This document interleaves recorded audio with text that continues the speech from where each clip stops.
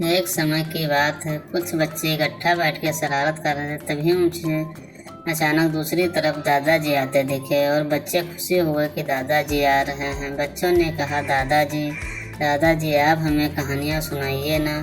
और दादाजी कहे, बच्चे अभी मैं आप लोगों को कहानी सुनाऊंगा।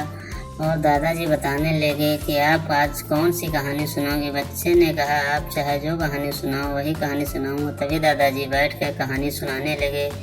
एक बार की बात है, एक कौवे को रोटी का एक टुकड़ा मिला। उसे वह अपनी चोंच में रख रहा था। वह एक पेड़ पर बैठा था। अचानक एक लोमड़ी वहां आई तो उसने कौवे की चोंच में रोटी का टुकड़ा देखा। लोमड़ी बहुत चालाक थी। उसने कौवे से कहा कि आपकी आवाज़ बहुत ही अच्छी और प्यारी है, कृपया गीत गाकर सुनाइए। मूर्ख कौवा अपनी तारीफ सुनकर बहुत खुश हुआ और गाने के लिए जैसे ही अपना मुंह खोला, रोटी का टुकड़ा नीचे गिर गया।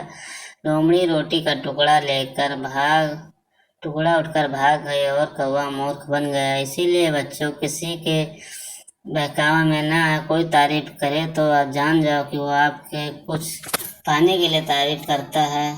नहीं नहीं दादाजी, और एक कहानी सुनाओ। अच्छा, सुनाता हूँ। एक बहुत बूढ़ा आदमी था। उसके 4 बेटे थे। बूढ़ा अपने बेटों को लेकर बहुत चिंतित था, क्योंकि सभी बेटे एक दूसरे के विरोधी और हमेशा झगड़ा करते रहते थे, आपस में लड़ते रहते थे। एक दिन बूढ़े ने उन सभी को अपने पास बुलाया और सभी को लकड़ी का एक टुकड़ा दिया और उसे तोड़ने के लिए कहा। सभी ने एक झटके में लकड़ी का टुकड़ा तोड़ दिया। फिर बूढ़े ने उन्हें लाठी के कुछ टुकड़ों को इकट्ठा किया और इकट्ठा बांध कर उनको दिया, लेकिन एक भी बेटा उन लाठियों को नहीं तोड़ सका। अब जाकर उन्हें एकता की ताकत समझ में आई। फिर मिलजुल कर रहने लगे। इससे आप क्या समझे बच्चे? आप एक होकर रहेंगे तो आपको कोई नहीं गिरा सकता है, और बिखर के रहेंगे तो सब कोई मार सकता है।